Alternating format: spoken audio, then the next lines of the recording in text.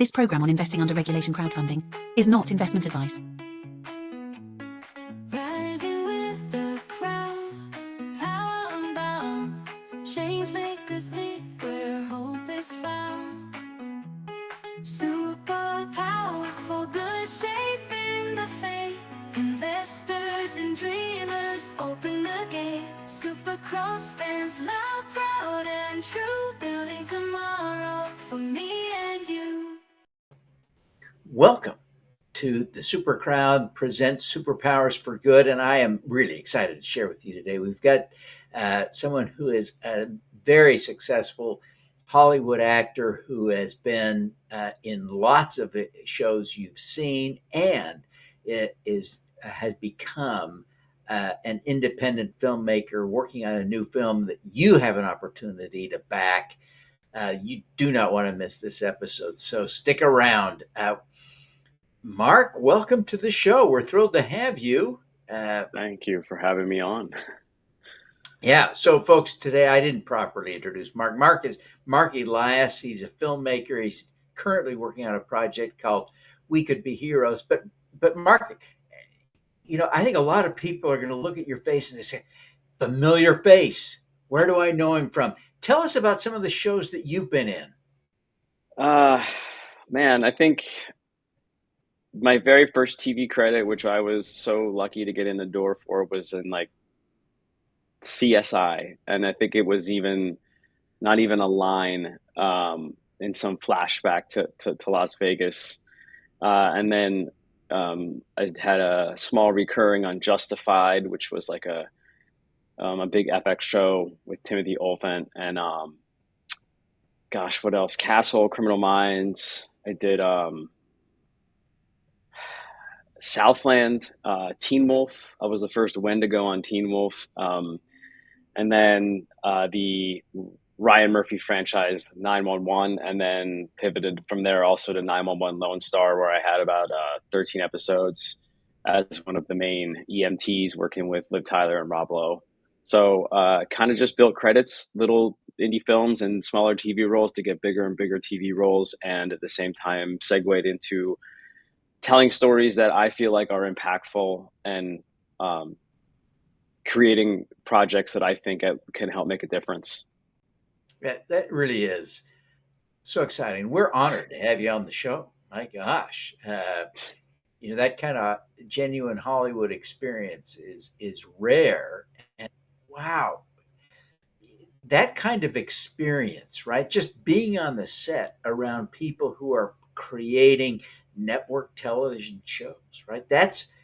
You're seeing how the high end works, and then you're up now applying those skills, that all that you've learned as a filmmaker. You've had some projects you're doing in the past, but I want to get to talking about We Could Be Heroes. Tell us about your new film that you're working on.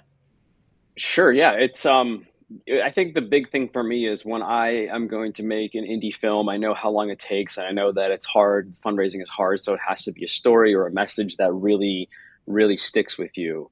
And so for this, I feel like the story is at its core that family is what you make of it. It's not necessarily what you have or don't have. Now, that story is also veiled in the backdrop of this kind of comedy crime action movie of this gamer girl who has a neighbor who's a wannabe detective, and neither one of them have sort of anything in their lives, and they have to come together to solve this crime.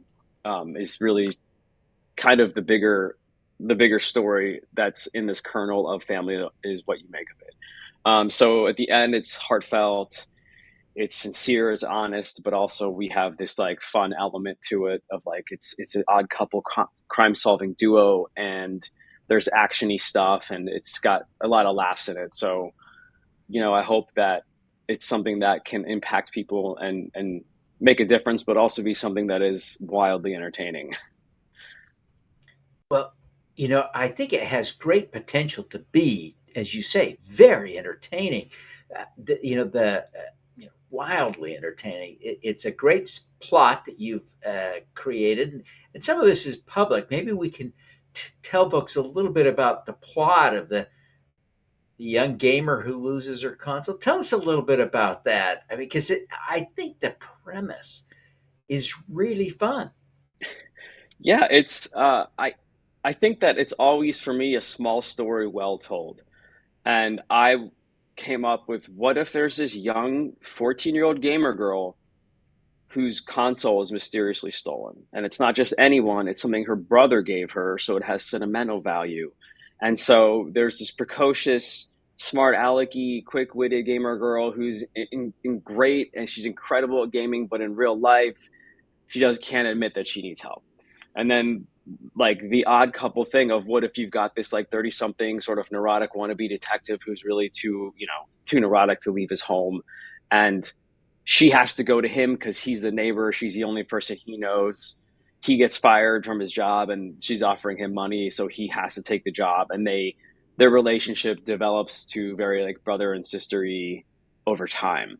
And then there's other characters like the wannabe detective's uncle, they're very estranged from each other, but they have to rely on each other by the end of the movie as well. So it has these fun hooks. There's a gamer girl, which I think is going to be very relatable to a lot of like teens and early 20s. And it's such a huge gamer world. There are at least 3.2 billion gamers worldwide. So it has the potential to really grab an audience and these fun elements. But, like I said, there's always a message behind the stuff that I want to make that isn't just, it's not just a movie. There's something that you can get more from it on an emotional level. And that's really important to me as well.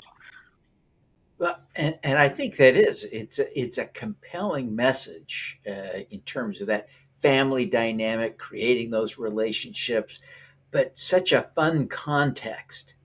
And you know, you have made some films already, and let me point out, right? There's a Wefunder campaign going on right now. You're raising money; people can invest. Ordinary folks, it's an affordable minimum. I love the creative deal terms you're using, and you've got some traction. You're making some progress. Yeah. Let's talk just a little bit. What's the budget for the film? So I think there's different ways to put it together, right? But our budget overall is about 1.1 million. Now, probably one third or a little less than one third can come from tax incentives, tax rebates. So, you look at it and you go, the actual investor amount is probably like 880,000 equity. And then it's one of those things where it's like if a studio made it or if like a big production company made it, it could be like a $5 million movie. But my co-producer and I are very much about putting the money back in front of the screen, and let's, what we've done before in making a small budget thing look like something that's a much bigger budget is beneficial here, because we are essentially saying that we're making probably a $3 to $4 million movie, but we're making it for actually less than $1 million, with just smart production value and what stunts, what things can we pull off, and what, do we have to have this location or can this one be it for what's that cost savings for us? And kind of the secret ingredient for really positioning an indie film that I think a lot of people, I'm not sure that they really take into consideration, is can you get a name or some type of name actor in a role that distribution companies look at and go, we can sweep all of Europe with this, we can get South America with this, and then you position your investors in a better place to get their money back. So we've secured our person in that regard as well, and we'll fill in some other roles as we get closer to locking our shoot dates. Yeah, it really is exciting. Is because you're a professional, you've done this before. You've got all the inside track, including a real star who's lined up. I think you say it's kind of double top secret at this point. We can't say who it is. Part of the money you're raising will be used to lock in that star that's attached to the film. That's exciting stuff. Yeah, I've got the budget. I mean, we have our budget so that we know exactly what this person gets paid, and this is what production is going to be for it. And so we're very like specific about how that's going to get divvied up, how that's going to work. But yeah, it's kind of like I moved to LA not knowing a single thing about filmmaking and had to learn by being on sets and hustling to get every role that I got, and learned with my first two movies about how, you learn by doing. And so our first two films really taught us, hey, these are the things we need to do better. Or this is how, you put all the money in front of the camera. If you can get that person for 3 days, then you do what you can to get them, because that makes a difference in the long run. And when my investors are happy and they do well, or they like the finished product, then we are able to build a relationship for the further down the road, a pipeline of projects. So this isn't a one and done thing. That's really important to me. Yeah.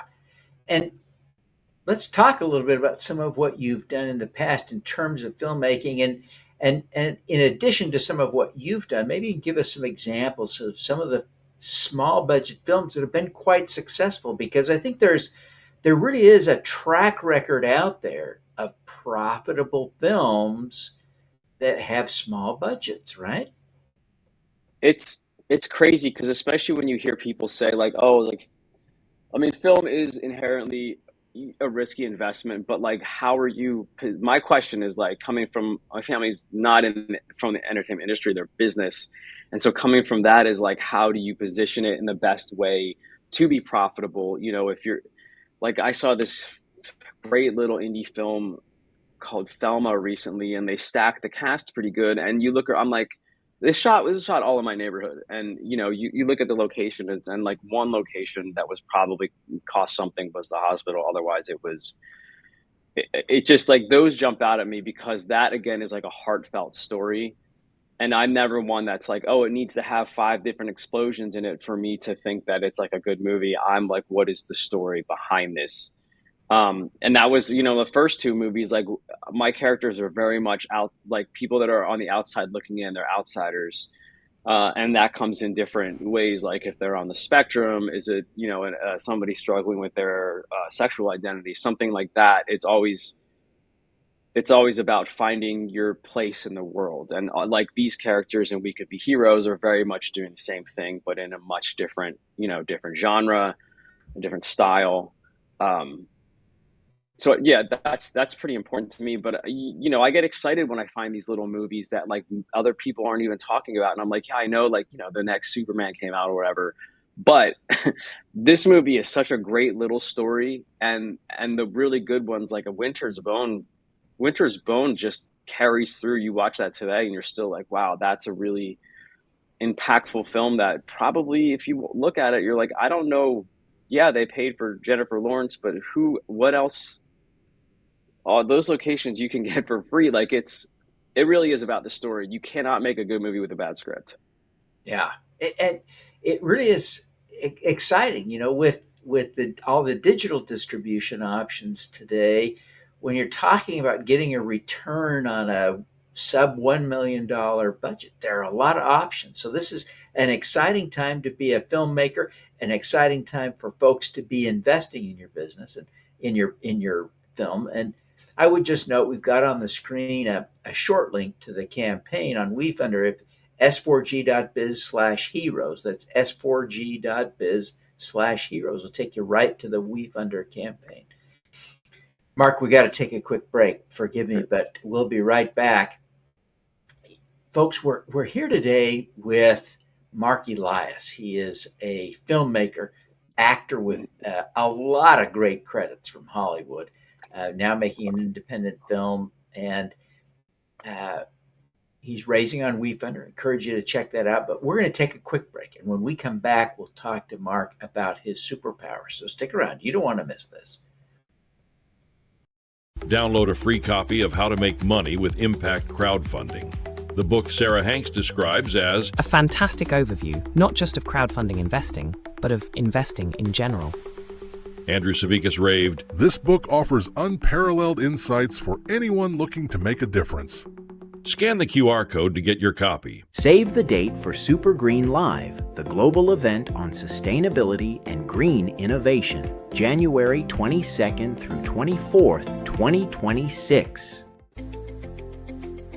Struggling to raise capital for your business? Unlock the power of the crowd with AI. My free guide, Crowdfunding Made Simple, walks you through every step to success. Get funded smarter, faster. Scan the QR code now for your free download. Welcome back, everyone. I'm so excited about it's fun to have an actor on the show. It's fun to have a filmmaker on the show, and we get that from time to time. And I always get a little excited, a little starstruck. And today we've got with us Mark Elias, who has some a great collection of real Hollywood credits. He's a face that's familiar to you, I suspect, even if you don't know Mark's name. And I want to we could talk all day about his Hollywood work, but we're going to shift gears a little bit to talk about his superpower. I think that's important. So stick around. You don't want to miss this conversation. Mark, you're a big deal, right? It's so exciting to connect with you and to be able to look at what you've done in Hollywood and the impact you're having as a filmmaker, as an artist, as a creator. The number of people you can reach with a film, and deeply, right? You get someone to watch your show for 90 minutes or 2 hours. I mean, wow. I wish I could get somebody's attention for 90 minutes or 2 hours, and to think about what the reach you're going to have. Really, really exciting. What is your superpower? Oh man. I think it's hustling with honesty. Like, I'm never gonna get on a Zoom and tell an investor I'm always gonna be transparent. I'm always gonna be transparent and be like, hey, like, this is what we're doing. If you're on board, I love it. If not, I get it. I'm not gonna stop until I make this thing. You have hardships, you have bumps in the road. It's how you recover from adversity. I think my superpower, honestly, just feels like it's hustle. Like, I hustled for every TV credit, every credit that I've gotten since I moved to LA. And making a movie is you get no's, you get, oh, you can't make this for that much, and then you make it for that much, and then people are impressed. The same people were impressed that said that you couldn't do it, and then it's always, well, you don't have enough money, or this person's going to say no. And it's just about, my superpower is honestly just hustle, just the desire to tell a story and affect lives. And the first feature I made, one guy had said that he had to leave the theater because it resonated with him so much that he, was crying in the bathroom. And so you hear those, and it reinforces, like, man, okay, if this movie made one person's life feel a little better, or they don't feel alone, then that's kind of what we do it for, which is for me is just, it's to make other people feel better, feel more connected. They're not alone, make them laugh. If I can make people laugh, then they're forgetting their problems, and they're feeling better about themselves. And so I think for me, my artistic creativity is best served in helping other people, and that only starts for me with the hustle, just hustling to make it happen. Well, and that is a really powerful superpower. And you kind of given us some examples of how that has impacted your life. And you talk about your filmmaking, your career.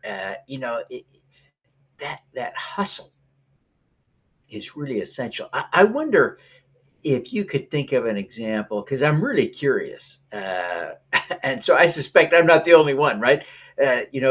All of us in this day of independent filmmaking and all this stuff, are like, maybe I could make a movie. I have a camera right here in my phone. And so what is an example of a time where you sort of overcame a production problem during a shoot or making a film, where you felt like it was that hustle that made the difference?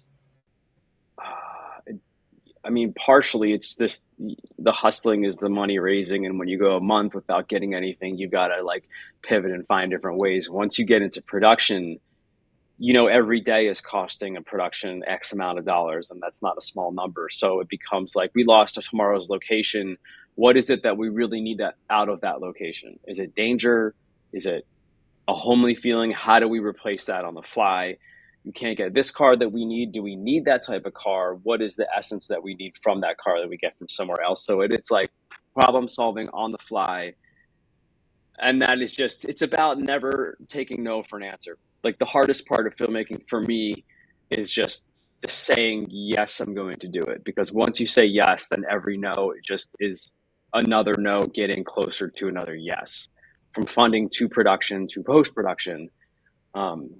So I think that's probably what, that's Yeah. probably, yeah. Great examples. Great examples. Now, Mark, as a filmmaker, one of your roles as a producer, as a director, is to coach people, to guide people. And on stage, it may not be, right in front of the camera. Hustle may or may not be a part of what you're coaching people to do. But as a producer, when you're talking to crew, and even sometimes to the people who are in front of the camera, you got to be giving a little guidance on how to hustle, how to emulate yourself, right? And get that hustle done, to be creative, because the clock is ticking, the deadlines are there, the budget is limited. You got to inculcate hustle.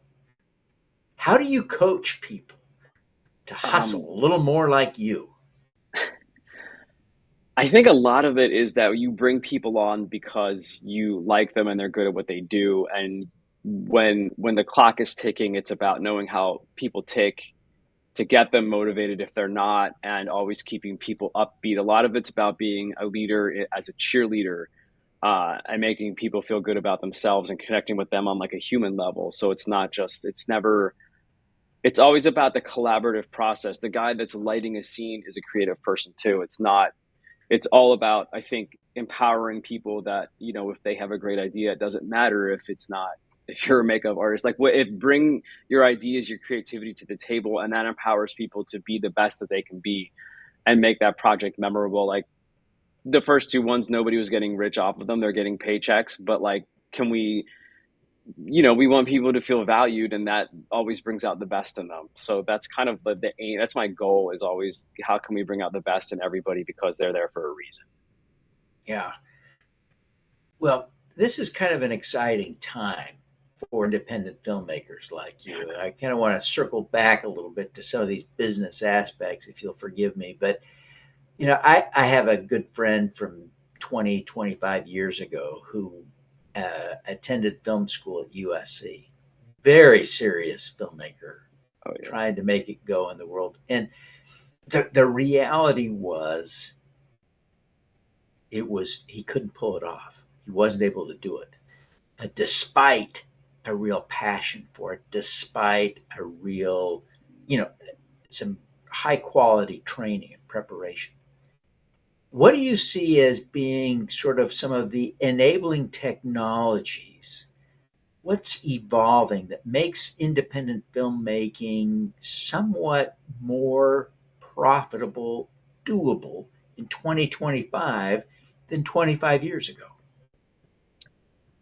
Well, certainly we have the iPhone. I mean, the movie Tangerine, that I think won Sundance, when it was in Sundance, was made with iPhones.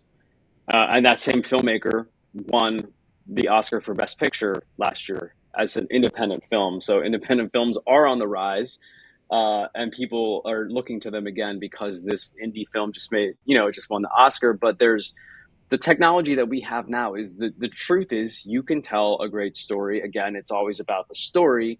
You can use a cell phone. You can use the iPhone 16 or whatever. Obviously, you need good lighting and sound. You need great story. You need great actors. But technology now, it's just,